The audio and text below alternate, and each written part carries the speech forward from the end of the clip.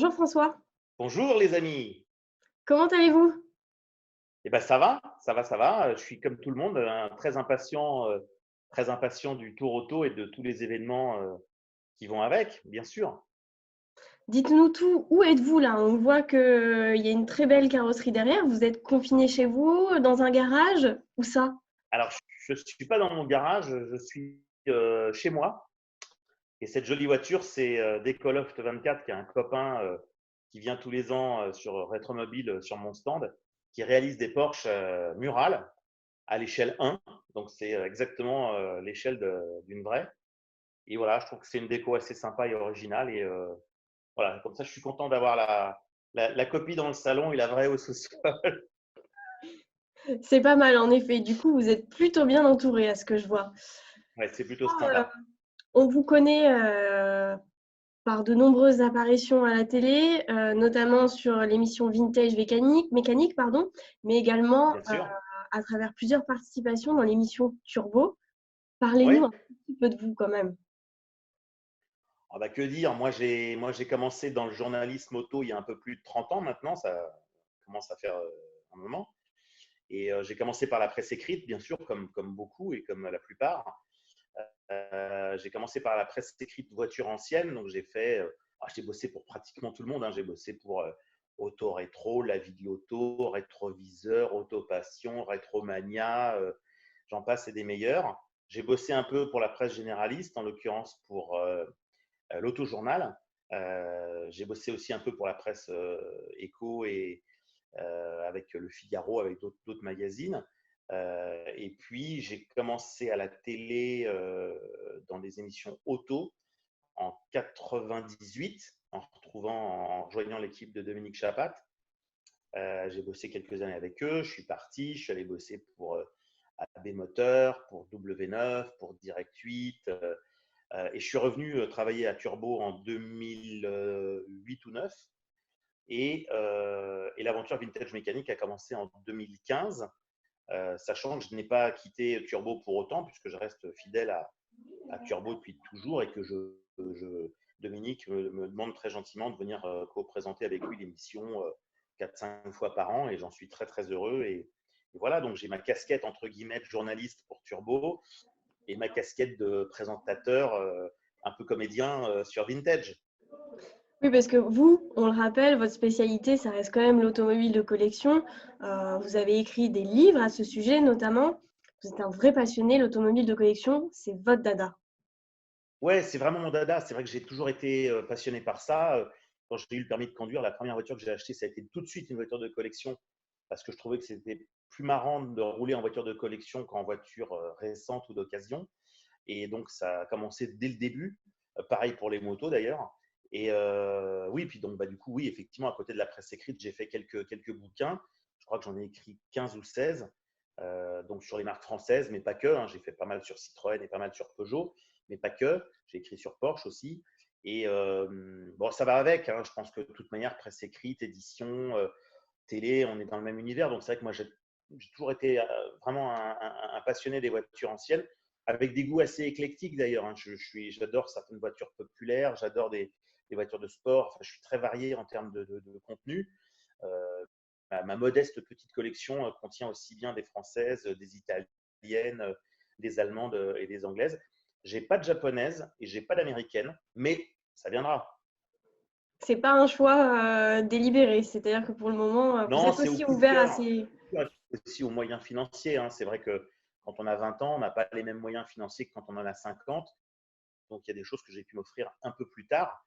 Mais dès le début, j'ai commencé par des petites populaires. J'ai toujours adoré les Fiat 500, les 2 chevaux. Enfin, j'ai commencé et j'adore toujours mes voitures de la même manière, hein. J'ai une vieille Vespa 400 qui m'attend dans mon garage depuis des années que je la répare. J'aime autant ma Vespa 400 que ma DS 21 ou que ma 911. C'est pareil. C'est beau, l'amour pour ces voitures. Voilà. Et du coup, j'imagine que dans le contexte actuel, les émissions automobiles se préparent de manière un peu plus différente. Vous, de votre côté, comment faites-vous avec le confinement? Bah, évidemment, on est comme tout le monde, hein, on est coincé à la maison. Alors, on en profite pour préparer et écrire à l'avance les futurs épisodes de Vintage, en l'occurrence. Mais bah, on est un peu coincé, c'est-à-dire que nos tournages auraient pu débuter fin mars. Et là, si ça débute fin mai, on aura déjà de la chance, quoi, ce qui n'est pas sûr. Donc, évidemment, c'est un peu frustrant. Mais bon, voilà, d'un autre côté, c'est aussi l'occasion de profiter pour ranger un peu ici, trier un peu ce qu'il y a dans le garage, ressortir quelques autos, etc. Donc, bon, c'est un mal pour un bien. Et ce qui est chouette pour Vintage, c'est que bah, c'est une émission qui maintenant a 5 ans et qui a pris sa vitesse de croisière. On a fait une cinquième saison qui a été diffusée entre fin février et début avril. Et on a fait des cartons d'audience. Alors évidemment, à partir de mi-mars, on a été aidé par le confinement parce que le seul côté positif du confinement, c'est que les émissions de télé, en règle générale, et nous inclus évidemment, ont bénéficié du fait que les gens sont un peu coincés chez eux. Donc on a beaucoup de gens qui ont découvert l'émission qui ne la connaissaient pas forcément. Donc ça, c'est formidable parce que du coup, on s'ouvre aussi à une nouvelle clientèle, entre guillemets, et notamment de gens qui ne sont pas… Alors le but de Vintage, c'est évidemment d'amuser et de faire plaisir aux collectionneurs, mais c'est surtout de faire une émission qui attire le grand public. Et la difficulté, elle est là, parce que, bah, évidemment, si on fait une émission trop simple, les collectionneurs disent, bon, ouais, vous êtes gentil, bon, voilà quoi. Et si on fait une émission trop compliquée, bah, les gens qui sont néophytes ont du mal à accrocher. Donc, clairement, le but, et je le revendique, hein, c'est une émission grand public. Donc, bien sûr que moi aussi, en tant que passionné et collectionneur, parfois, je suis frustré d'aller parfois à l'essentiel et parfois de simplifier, de vulgariser les choses. Mais l'intérêt, je pense, et d'ailleurs c'est l'intérêt aussi de l'univers de la collection, c'est de savoir que notamment les mômes, les gamins, qui s'intéressent à des émissions comme la nôtre, c'est des gens qui seront les collectionneurs de demain. Donc, dans une époque qui est très autophobe, hein, on ne se le cache pas, se dire que des mômes qui ont aujourd'hui 8, 10, 12 ans se passionnent pour des émissions comme celle-ci ou d'autres, évidemment, hein, je ne suis pas tout seul, bah, c'est bien parce que c'est des gamins qui seront peut-être les repreneurs de nos collections dans 10 ans, 20 ans, 30 ans. Et donc, c'est super important. Et moi, il n'y a pas de chose qui me fasse plus plaisir quand je suis à Rétromobile ou à Montlhéry ou au Tour Auto ou au Mans Classique, d'avoir des mômes qui viennent me voir et je sens qu'il y a une fibre, qu'il y a une passion pour ça. Bah, c'est génial, que ce soit auto, moto ou parfois des engins un peu exotiques, parce que j'essaye de faire de temps en temps un tracteur, un camion, un autobus. Bon. Et c'est bien, parce que c'est aussi ça l'entretien de notre patrimoine et notre passion. Et c'est super important de se dire qu'il faudra qu'il y ait un renouvellement de génération à terme. C'est un truc auquel on ne pense pas toujours, mais qui est quand même fondamental.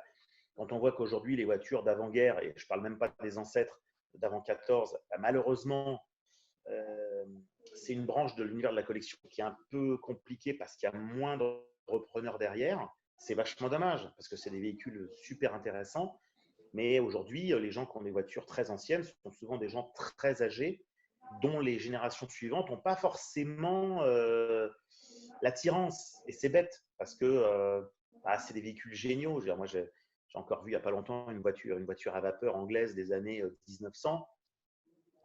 Voilà, on est sur autre chose. C'est même plus une voiture. C'est un objet de passion. C'est un objet décalé. Donc, il faut qu'on préserve tout ça. Ça, c'est sûr, c'est très important, le patrimoine. C'est Mais aussi aux ouais, futures générations de le sauvegarder à travers bien aussi sûr. bien l'automobile de collection que d'autres passions. Bon, du coup, vous continuez de travailler un petit peu, mais j'imagine que vos journées ne sont pas faites que de travail. Que faites-vous pour vous occuper? Non, heureusement. Non, bah, j'en profite aussi pour faire un petit peu bouger un petit peu. Alors, il y a beaucoup de rangements à faire à la maison parce que tout au long de l'année, je ne suis pas beaucoup présent. Donc, évidemment, j'ai ma famille qui me pousse à ranger la maison. Donc, j'en profite un petit peu pour faire tout ça.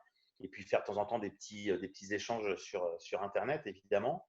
Donc, ça, c'est important. Et puis, c'est aussi l'occasion de passer des coups de fil qu'on n'a pas le temps de passer le reste de l'année aux copains, aux passionnés. Je prends pas mal de temps aussi pour répondre moi-même aux gens sur les réseaux sociaux par rapport à l'émission, enfin aux émissions, parce que je participe effectivement à plusieurs. Mais voilà, c'est important aussi.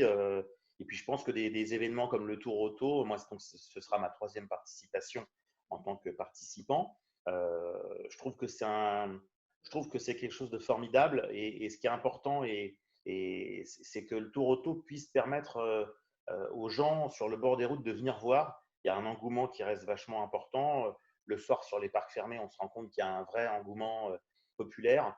Et c'est un peu le reflet aussi de ce qu'on fait dans cette petite émission sur RMC. C'est d'à la fois penser à faire rêver les gens avec des voitures que la plupart ne pourront pas s'offrir. Mais ce n'est pas forcément ça le but recherché, c'est de rêver. Et puis d'avoir des voitures très accessibles. Je sais que quand j'ai fait ma première participation au Tour Auto avec une 2 chevaux, je n'étais pas le premier à le faire en 2 chevaux, mais à chaque fois sur des véhicules un peu décalés, évidemment, quand on voit une Dodoche au milieu de Jaguar et de Ferrari et de Porsche, c'est un peu surprenant. Mais ça crée un vrai engouement passionnel.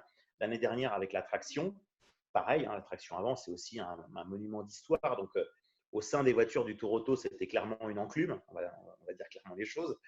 Mais on a surtout rigolé, on a passé des bons moments. Je pense que les gens étaient très amusés de nous voir passer avec cette voiture qui, a priori, n'est pas forcément le bon choix pour faire le Tour Auto, mais qui est une tranche d'histoire de France.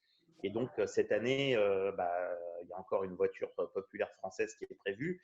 Et j'ai déjà des idées pour l'année prochaine et l'année d'après. Justement, parlez-nous de la voiture avec laquelle vous allez participer au Tour Auto Optique 2000. Alors, cette année, celle que j'ai choisie, c'est une Citroën GS pour plusieurs raisons. D'abord parce que ça reste une petite voiture populaire française et que moi j'aime bien. Ça ne me dérange pas du tout que mon image soit entre guillemets accolée à une voiture populaire française parce que je n'en ai rien du tout. Au contraire, j'adore. C'est une voiture qui a eu D'abord, elle fête ses 50 ans. Donc, c'est aussi ça le lien. Hein, c'est que l'année dernière, c'était les 100 ans de la marque. L'année d'avant, c'était les 70 ans de la 2 chevaux. Là, cette fois-ci, c'est clairement les 50 ans de la GS. Et en fait, on ne se rend pas compte, mais la GS a eu une vraie histoire de compétition. Elle a fait beaucoup de rallyes. Elle a été faire le rallye du Maroc à l'époque entre les mains de la patronne du service compétition, parce qu'il faut rappeler qu'à cette époque-là, c'était Marlène Coton, Wolgen-Singer, qui était la patronne du patrimoine, de la course, pardon, de la course chez Citroën. Première femme au monde à avoir été la patronne d'une écurie de course d'usine, il faut le dire, parce que ça date quand même d'il y a 50 ans. Et c'est pas, je pense qu'il faut le dire. En plus, Marlène, voilà, elle était encore au centenaire Citroën il y a l'année dernière. Et voilà, je pense que c'est bien. Il faut aussi se rappeler de nos anciens et puis les saluer parce qu'ils ont fait un travail extraordinaire. Et je pense que Marlène est quelqu'un qui a compté dans l'histoire de la marque Citroën. Et je suis très heureux de me dire que je vais faire le Tour Auto avec une GS, un peu dans le même look que ce qu'elle a emmené notamment au rallye du Maroc au début des années 70. C'est super, un petit clin d'œil à cette femme d'exception. Ouais, et c'est quelqu'un de charmant. J'ai eu la chance de connaître alors j'ai pas connu Monsieur Coton, son premier mari, mais j'ai connu bien sûr Jacques Wolgen-Singer, son deuxième mari qui est décédé aussi. Et pareil, Jacques, c'était un personnage. C'était Monsieur Communication chez Citroën. Et c'est pareil, il a marqué aussi son époque parce que c'était un personnage, bien sûr.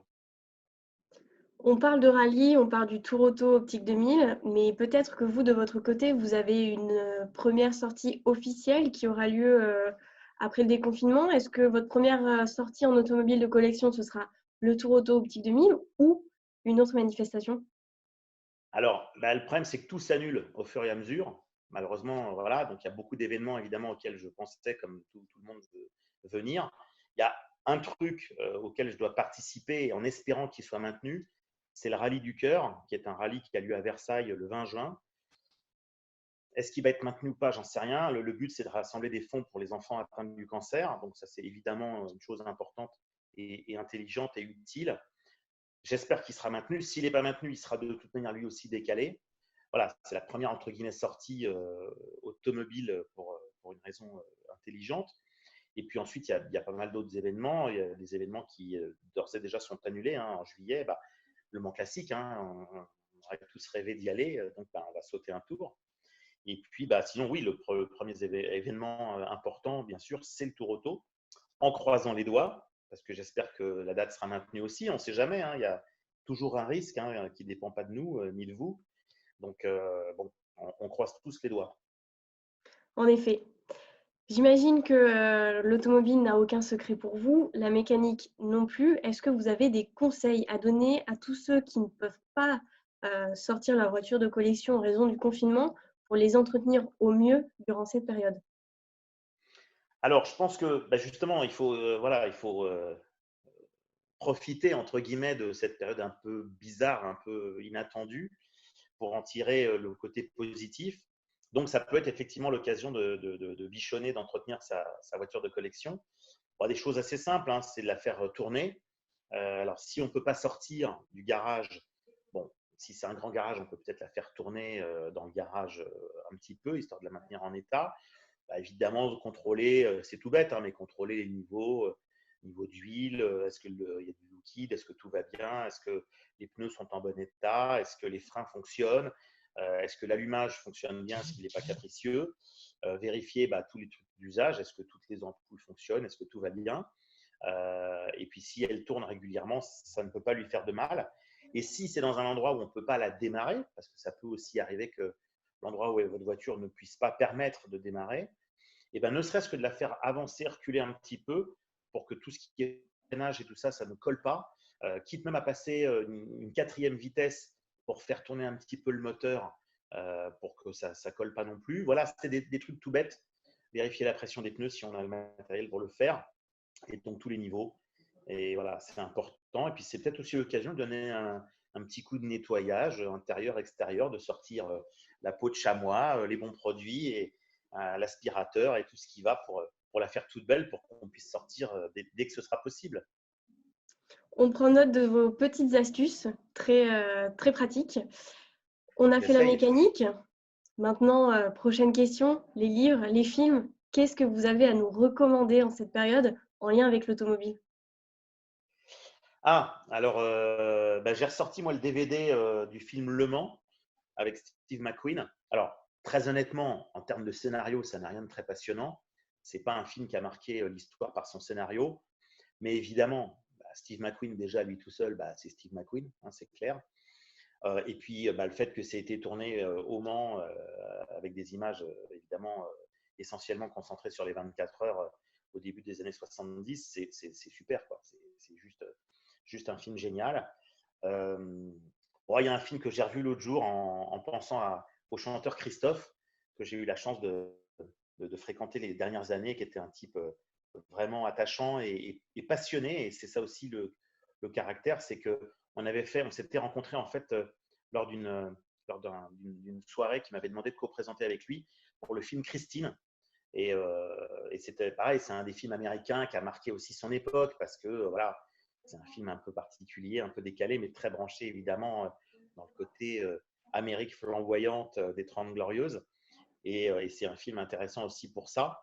Et puis ensuite, voilà, il y a plein de trucs à regarder. Moi, j'ai eu comme cadeau d'anniversaire la collection intégrale et complète de toutes les saisons de Chapeau melon boîte de cuir. Et donc, j'adore retrouver Madame Pell, Tara King en Lotus Elan. Voilà, dans les autres voitures, en Lotus Europa, John Steed en Bentley, plus tard en Range. Voilà, c'est Purday, tout ça. Enfin, voilà, j'adore toute cette époque-là aussi, toutes ces séries anglaises et françaises. On peut aller aussi sur, je sais pas, on peut aller sur les Brigades du Tigre, où on retrouve des tas de voitures françaises d'avant 14 qui sont super. Voilà, je pense qu'il y a que l'embarras du choix, donc je suis pas très inquiet là-dessus. Et puis évidemment, toutes les chaînes de télé font de la rediffusion, forcément, parce qu'il n'y a pas le choix. Hein, donc, que ce soit ce que je travaille avec l'embarras du choix, soit sur les box, soit sur YouTube, soit parfois en direct, des tas d'émissions automobiles. Donc franchement, il y a de quoi s'occuper. Et puis aussi la littérature, hein. Il y a aussi des bouquins, il y a aussi plein de choses à lire, à voir, à revoir. Donc c'est l'occasion de se replonger là-dedans et puis de croiser les doigts surtout pour que tout aille bien et que tout le monde puisse sortir rapidement de tout ça. Une petite pensée bien sûr à tous les personnels soignants. C'est important de le répéter, c'est important, je pense, tous les soirs d'aller faire un bravo sur son balcon à 20h. C'est des choses qui ont l'air bêtes, mais je pense que c'est important dans la tête des gens et dans le cœur des gens. Donc, bon, c'est bateau de dire ça, mais je pense que c'est utile. Et donc, de penser à tous les gens qui se donnent du mal pour essayer que ça se passe le moins mal possible et d'être très prudent parce que c'est pour soi, mais c'est aussi pour les autres. de respecter. Alors effectivement, ce qui est triste, c'est qu'on sait d'avance que ce sera plus tout à fait comme avant. On ne pourra plus faire nos traditions latines, méditerranéennes, latines, de s'embrasser, de se serrer la main, etc. Bon, moi, ça va beaucoup me manquer parce que je suis quelqu'un de très tactile dans la vie. Et voilà, mais oui, il va falloir s'adapter. Ça, c'est compliqué, mais je pense aussi à tous nos amis qui sont dans la restauration, dans l'événementiel, pour lequel ça va être extrêmement compliqué de se relever.